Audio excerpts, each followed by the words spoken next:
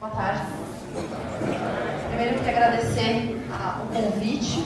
De fato, um tema diferente do que vocês estão ouvindo. Espero que seja tão útil quanto as palestras que vocês já tiveram, que vocês vão ter. E agradecer a presença de todos, falar que é um grande prazer estar aqui com vocês, num evento tão grande, com casa cheia, o pessoal chegando ainda, sentando. Muito obrigada, de fato, pelo convite. Vou falar de cenário econômico doméstico, deixo para perguntas, fiquem à vontade em formular perguntas, no final tem espaço para todas elas, e começar a falar um pouco desse ritmo de atividade econômica que surpreendeu para baixo no primeiro semestre. A gente praticamente andou de lado nesse começo de ano e a expectativa é que a gente acelere o ritmo de crescimento de forma ainda bastante gradual. O varejo é um grande destaque, já mostro para vocês, mas só para vocês entenderem o que é projeção de crescimento econômico. A gente está falando de um número mais fraco do que foi o ano passado, o ano retrasado. O número de 0,8 é bastante fraco e reflete, na verdade, essa estabilização que a gente teve no primeiro semestre como um todo. É importante colocar que esse segundo semestre, que a gente está imaginando melhor, já inclui esses recursos de FGTS que estão sendo disponíveis, que vão ser disponibilizados pelo governo para saques de contas ativas ou inativas.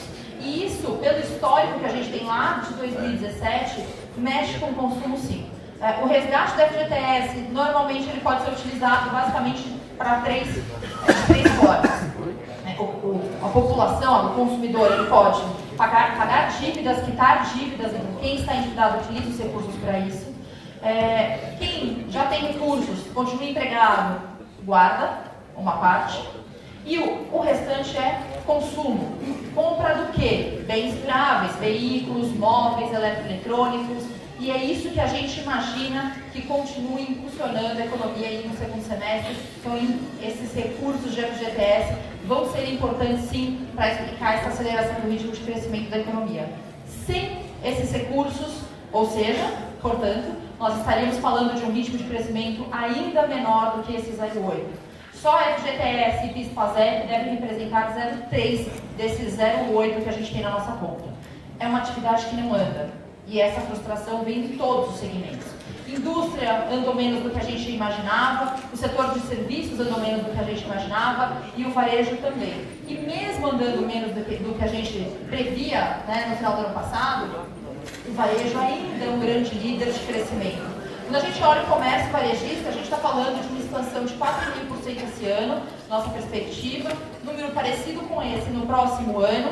Lembrando, então, estou falando de um comércio, de um varejo, que cresce 4,5%, enquanto a economia brasileira cresce 0,8%.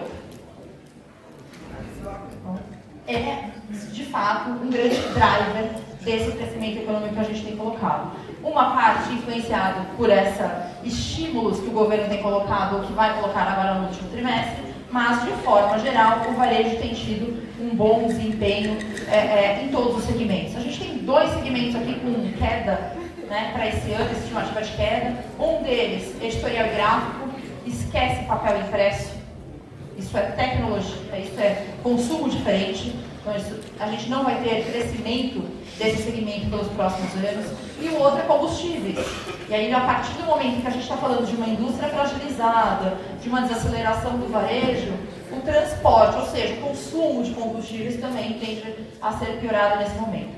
Todos os outros segmentos têm desempenho positivo. Quando a gente olha ali, é claro, veículos, materiais de construção.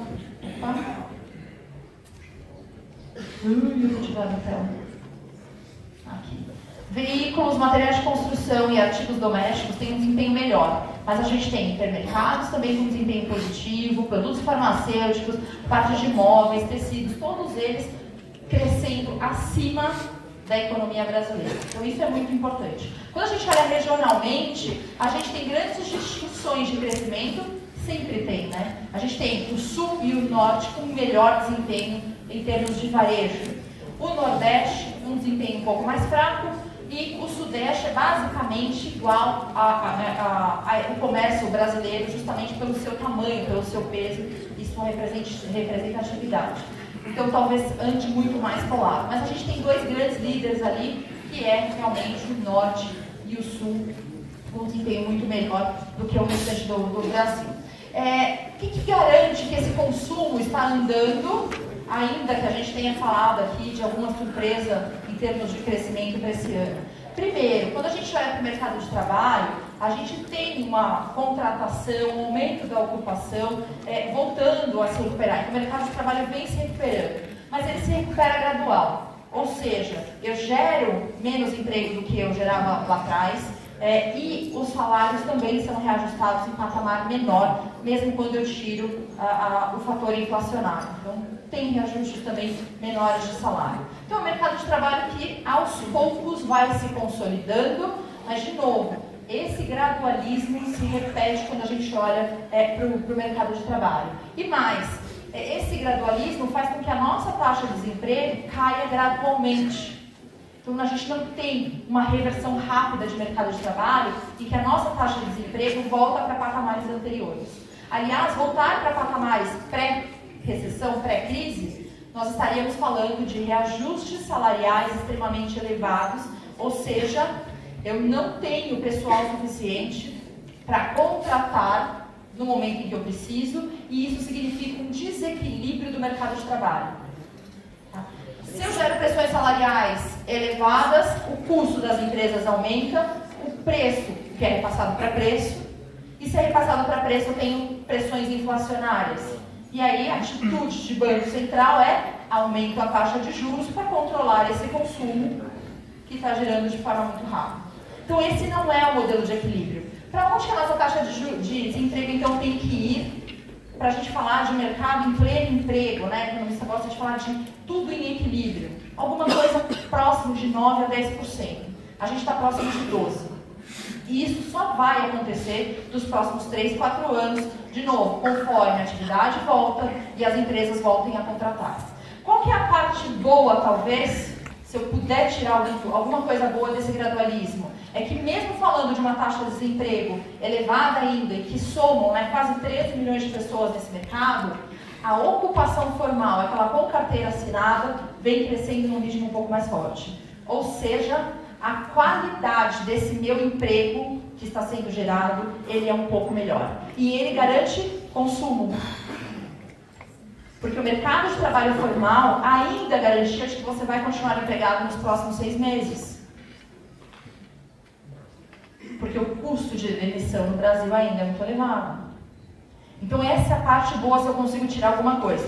O mercado de trabalho vai se recuperando gradualmente, os salários são reajustados ainda de forma baixa, mas a massa salarial cresce, ou seja, a soma de todos os salários da economia cresce e dá sustentação para esse consumo crescer também de uma forma mais rápida. Mas é importante a gente colocar que, por construção, quem está desempregado não ganha renda, então está em classes mais baixas.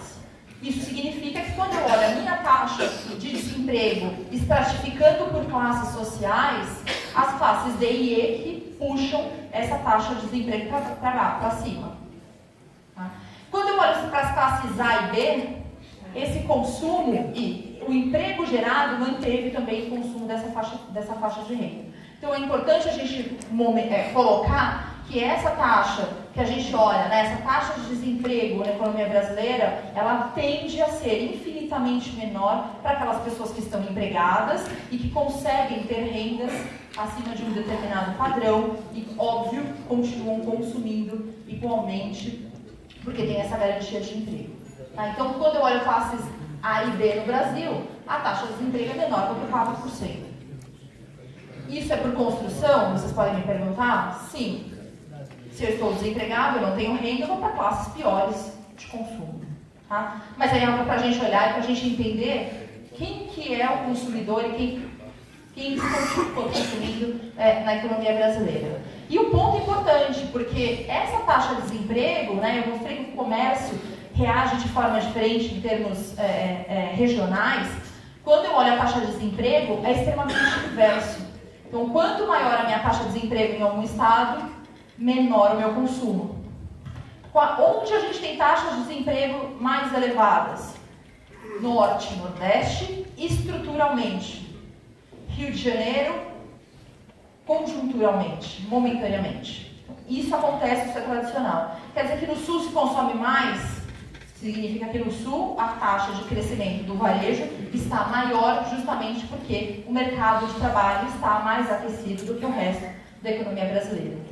Então dá para ver grandes diferenças. A gente tem destaques de consumo que a gente olha, Espírito Santo, muito bom o consumo do Espírito Santo, Amazonas, toda a região norte, a região sul, são grandes destaques em termos de consumo, pelo menos o que a gente tem desses dados que são oferecidos pelo IBGE.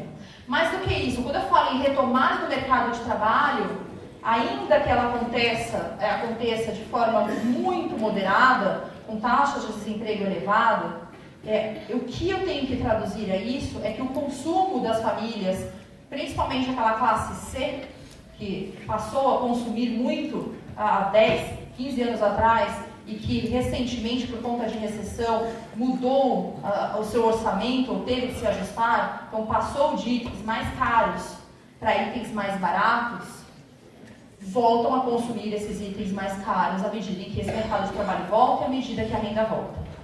Então há um mix também de consumo para produtos de maior valor agregado. Marcas mais conhecidas, e não estou falando de conhecidas de nome, estou falando de conhecidas de nome, de qualidade.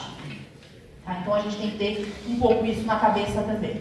Quando eu estou pensando em que essa atividade e esse consumo tem feito, como ele cresce de forma moderada, eu não gero pressão inflacionária. Então eu falei, salários não é um grande problema porque não tem reajustes muito elevados por conta de um mercado de trabalho ainda bastante folgado. Não tenho pressões de custos das empresas de forma rígida, não tem choques inflacionários. Então a inflação prevista para esse ano e para o próximo ano está bastante baixa, abaixo dos 4%, nosso número é 3,80%, dá um conforto, portanto, para o Banco Central cortar novamente a taxa de juros e trazer essa taxa de juros para patamares mais baixos. Nossa aposta é de que o corte se inicie hoje, na decisão que vai ser anunciada agora às 18 horas, cortes de 0,25 da taxa, hoje a taxa Selic está em 6,50, esse 0,25 se repete nas outras 3 reuniões adiante, então a gente chegaria ao final do ano numa taxa de juros de 5,50 na economia brasileira, né, uma taxa básica de juros. Isso é importante porque, lembra essa surpresa que a gente teve com a atividade fragilizada? Taxas de juros mais baixas incentivam o consumo e o investimento pelas empresas. Então isso é algo que a gente coloca no nosso radar quando a gente fala de aceleração do ritmo de crescimento no próximo ano, saindo desse 0,8% e indo para um patamar mais próximo de 2 a 2,5%, né? Que é o nosso número ali, fica 2,2%. Então a gente está falando aí de uma possibilidade de taxas de juros em patamares menores, estimulativos, e que é um dos pilares quando a gente olha para a economia o ano que vem. Então esse ano a gente tem estímulo via FGTS para consumo direto, mas a gente também tem essas taxas de juros em patamares menores para estimular, de novo, aí não só o consumo, mas também os investimentos das empresas. Quando eu olho para a taxa de câmbio, a gente não tem números muito diferentes do que a gente tem observado nas últimas semanas, algo próximo de 3,80 parece razoável. Momentos de grande euforia, a gente acha que essa taxa pode se apreciar sim. Então, a gente teve uma apreciação de moeda recente com aprovação em primeiro turno da reforma da Previdência. Não vai para patamares muito baixos, justamente porque a gente tem um longo caminho pela frente. Eu vou deixar para falar disso em 1 segundo, logo no próximo slide.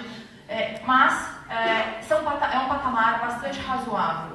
E para a gente pensar em o que é uma economia que pode crescer em termos de médio e longo prazo, porque hoje a gente está em recessão, a gente está recuperando de forma gradual, então qual que é o ritmo de crescimento da economia no médio e longo prazo? E mais do que isso, qual a taxa de juros que a gente pode ter também no médio e longo prazo? E aí depende dessa agenda de reformas que a gente está discutindo já há um tempo, e que a gente teve, talvez a grande reforma, uma das grandes reformas sendo aprovadas agora no começo de julho. Primeiro, para a gente entender o que é preciso fazer em termos de reforma, a gente precisa entender quais são os problemas ou piores ou prioritários que acabam prejudicando o ritmo de crescimento da economia brasileira e a sua organização. O primeiro deles é porque o governo ampliou seus gastos como proporção do PIB nos últimos 30 anos. Não é um governo ou outro. Nos últimos 30 anos, os gastos do governo cresceram como proporção da economia brasileira, sem a contrapartida de melhora significativa dos serviços públicos. Se a gente gasta mais, tem uma carga tributária maior com serviços de qualidade, parece razoável. Mas não foi isso que aconteceu. Então, como que a gente resolve esse problema? Lá no final de 2016, em dezembro, foi aprovada uma regra de teto dos gastos em que o governo só pode aumentar o seu orçamento com a inflação do ano anterior. Ou seja, o orçamento do governo é rígido, é um teto mesmo de gastos, ele só é corrigido pela inflação, o que parece justo para quem precisa diminuir os seus gastos como proporção do PIB. Qual que é a grande dificuldade de fazer isso? O meu problema agora não vira a arrecadação. O problema do governo com essa regra vira como eu controlo meus gastos. Como eu mexo no meu orçamento. No momento em que eu tenho transição demográfica rápida, a gente tem envelhecimento da população. Para a gente ter uma ideia de tamanho desse envelhecimento da população, 1 milhão de pessoas é adicionada por ano nos próximos 20 anos, estou falando de 20 milhões de pessoas, acima dos 65 anos. Essa é uma transição muito rápida em termos de demografia e envelhecimento. E aí, ou seja, para manter esse teto dos gastos, eu precisava de uma reforma da Previdência. E a reforma da Previdência que está sendo discutida, que foi aprovada em primeiro turno, vai para segundo turno a partir da semana que vem, com o retorno do recesso parlamentar, e que depois vai para o Senado, vai para a comissão, vai para a CCJ do Senado e vai para aprovação no Senado em primeiro e segundo turno, ela traria uma economia, traz, né, pelo seu texto, de cerca de 800 bilhões nos próximos 10 anos. Essa é uma reforma alta, é uma reforma forte. Se esperava, né, aquele 1 trilhão do nosso ministro da Economia. Independente do que se esperava, esses 800 bilhões são suficientes para manter essa regra de teto dos gastos pelos próximos 4, 5 anos. Mas a regra vale 10. E aí eu preciso de alguma flexibilização. Eu posso flexibilizar? Sim, desde que eu tenha aprovação de reforma da Previdência, ou seja, eu faço uma reforma estrutural de médio e longo prazo, que faz com que meus gastos, minha economia com Previdência, com essa grande rúbrica do governo, que hoje é 45% dos gastos públicos, Previdência, que ele possa garantir com que a trajetória da dívida sobre o PIB caia continuamente a partir de então. Só que a gente volta para patamares de 2013, 2012, em 2030. Ou seja, não há espaço para gastos do setor público a partir de então. Ok? O que o governo tem que fazer, então? Privatização, concessões, porque ele não tem como gastar nos próximos anos. Isso acontece com os governos estaduais. A gente tem alguns governos já, o Rio de Janeiro já entrou dentro da lei de recuperação fiscal dos estados. O estado de Minas também pode vir a entrar dentro desse grande projeto. Mas a gente tem 7 estados, governo estadual, no que eles chamam de calamidade financeira. Ou seja, eles não têm caixa para continuar gastando ou pagando os seus custeios. Investimento esquece. E aí entra um pouco do setor privado. Tá? Então, essa é uma do que a gente imagina de reformas ou de possibilidade, redução do papel do Estado, seja porque o gasto do governo é limitado, mas principalmente porque ele começa a olhar conta a conta, seja investimento, seja gasto com previdência, seja a possibilidade de trazer demissões ao setor público, que isso também é discutido, porque ele é rígido. Diferente de uma empresa que tem a sua produção reduzida em 50% no momento de crise, o governo não consegue demitir 50% do seu quadro de funcionários. Então, em momentos de baixa arrecadação, isso é um grande problema. Qual que é o grande outro ponto que o governo, isso não é governo. Qual que é o outro ponto de fragilidade da economia brasileira? A economia brasileira voltou a ter produtividades da década de 70 e 80. A nossa produtividade caiu. O nosso ambiente de trabalho é horrível. E desse quadro eu consigo tirar que o pior problema da economia brasileira é o pagamento de impostos. E aí vem talvez um outro pilar de reforma, que é a reforma tributária. Grandes dificuldades para ser aprovada. Não há consenso. Os jornais têm falado isso nas duas últimas semanas. Não há consenso de qual é o imposto que deve entrar, como vamos ter um imposto único com 35% da nossa carga tributária para garantir que essa carga tributária seja pago.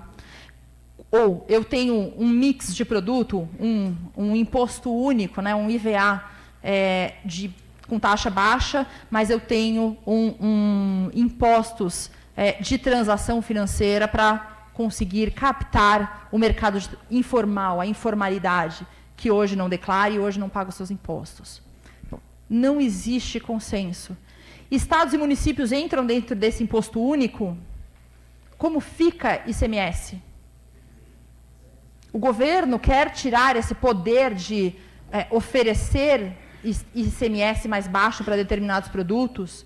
A prefeitura deixa de poder oferecer subsídios fiscais para a instalação de uma unidade, de uma fábrica? Essa é a grande dificuldade dessa questão. Diferente do que aconteceu com Previdência, a Previdência não tinha apoio popular, ou seja, Congresso também não apoiava, mas tinha consenso de que o melhor de Previdência a ser feito era, pelo menos, aumentar a idade mínima de aposentadoria, por conta desse envelhecimento demográfico que a gente está tendo. Tributário não tem nenhuma resistência popular, ou seja, não há resistência do Congresso, mas eu não tenho esse consenso. Então, talvez a gente passe o segundo semestre inteiro discutindo o que é uma reforma tributária decente para a gente garantir uma estrutura melhor, uma redução dos custos com isso.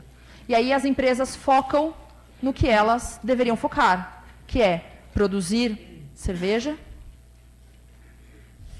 vender cerveja, tomar cerveja. Não, brincadeira. A gente tem grandes departamentos fiscais, as grandes empresas conseguem diluir isso em custo. As pequenas e médias não. É justo? Então, esse sistema tributário mais simplificado, mais fácil de se entender, favoreceria muito as empresas menores que não têm capacidade de ter grandes departamentos financeiros. Quais são os outros pontos, Porque, assim, em termos de pagamento de impostos, o Brasil é o 7º pior de 190 países. Ok, entendido. É um dos piores. Quais são os outros quesitos que penalizam o nosso ambiente de negócios? Obtenção de alvarás para construção, abertura de empresa, registro de propriedade. Então, simplificações, licenças eletrônicas, ajudariam muito também a gente a melhorar nosso ambiente de negócios. Ajudando a melhorar meu ambiente de negócios, eu consigo atrair empresas de qualquer lugar do mundo e mais. As nossas empresas são competitivas lá fora.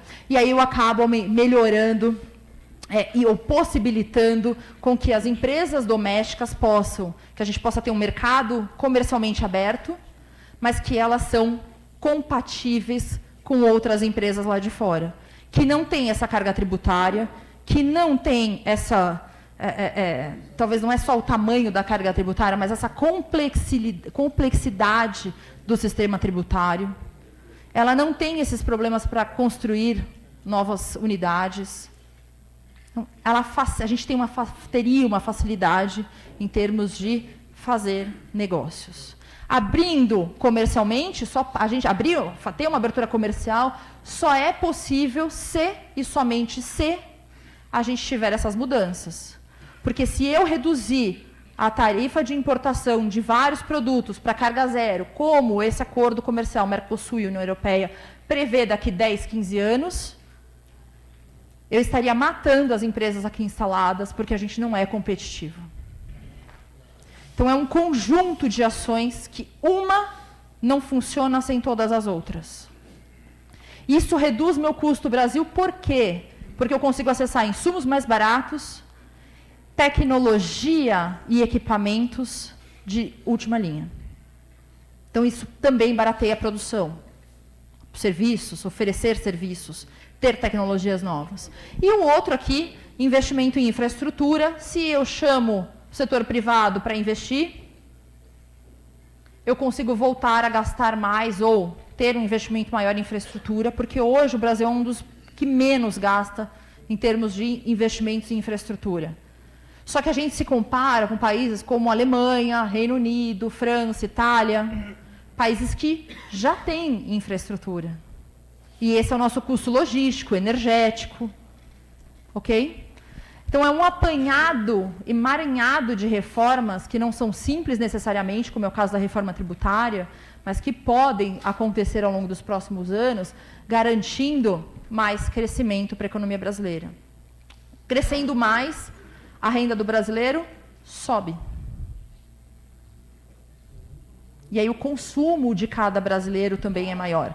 A gente estimula que a gente pode chegar ao final, né, tendo várias mudanças regulatórias, a patamares, aumentar o PIB per capita significativamente nos próximos anos, nos próximos 10, 15 anos. Então, essas reformas não têm impacto imediato. São reformas de médio e longo prazo, de fato. Mas tem impacto significativo na renda do brasileiro. E aí a gente volta de novo. O país se assemelha mais a países próximos, a outros emergentes, porque a gente é muito distorcido, até dos próprios parceiros nossos, e a gente pode ter renda também mais alta, conforme esses parceiros. Crescendo mais, com risco país menor, com risco, né, com CDS, risco país menor, quem sabe, um dia, lá na frente, daqui a alguns anos, a gente pode voltar a ser grau de investimento. Então, há muito, né? Semana passada nós ouvimos que o nosso risco país voltou para patamares de quando a gente era investment grade. Mas não é só isso que conta. Tem todas essas questões que nós somos muito mais complexas, né? Nós somos muito distorcidos. Então, quem sabe um dia lá na frente, daqui a alguns anos, 2, 3 anos, a gente possa voltar a ser grau de investimento, que atrai, sim, capital especulativo, mas também atrai empresas querendo produzir e entrando no Brasil. O que me faz acreditar que as empresas lá fora estão ansiosas por participar desse crescimento na economia brasileira? Vide leilões de aeroportos que nós tivemos no começo do ano. Empresas que não atuam na economia brasileira, que não conhecem esse sistema tributário, com enorme apetite em investir, pagando caro por isso. Porque o Brasil tem potencial, o Brasil tem recursos naturais, o Brasil tem o brasileiro, o Brasil tem um potencial de consumo gigantesco pelo seu tamanho. Então, tem um mercado consumidor enorme para ser abocanhado. Então, não é à toa que essa empresa de aeroporto ou essas empresas de aeroportos querem se instalar aqui e conseguir pegar fatias desse mercado. Fácil tudo isso? No papel? Em teoria? A gente precisa começar a fazer, né? E esse é o próximo, que a gente espera que aconteça de alguma coisa e mude alguma coisa. Aí a gente tem esse potencial aí nos próximos meses de observar essa tramitação ou essas discussões de reforma tributária, que talvez seja um grande empecilho hoje para uma empresa conseguir investir antes de ter definido o que será o sistema tributário na economia brasileira. Indefinição é muito pior do que uma mudança errática de política. Porque enquanto eu espero para saber o que vai acontecer, eu espero. Eu não faço nada. Eu não contrato, eu não invisto, e eu fico parado. Tá? Então, vamos aguardar aí cenas dos próximos capítulos, para a gente entender o que pode ser a economia brasileira lá na frente, crescer mais, taxas de juros mais baixas. O que é crescer mais? A gente fala 0,5 ponto percentual de PIB a mais do que o que a gente imagina que seja que a economia brasileira possa crescer. Então, em vez desses 0,2, 0,8, 2,2, a gente poderia crescer algo como 3,5%, se a gente considerar que o potencial de crescimento da economia brasileira gira em torno já de 3%. Eu trago um resumo, a apresentação vai ser distribuída, né? O Rodrigo falou? Distribuída, então vocês têm todas as nossas projeções. Finalizo por aqui minha parte. Estou aberta a perguntas, dúvidas, discussões, questões, sem reclamações.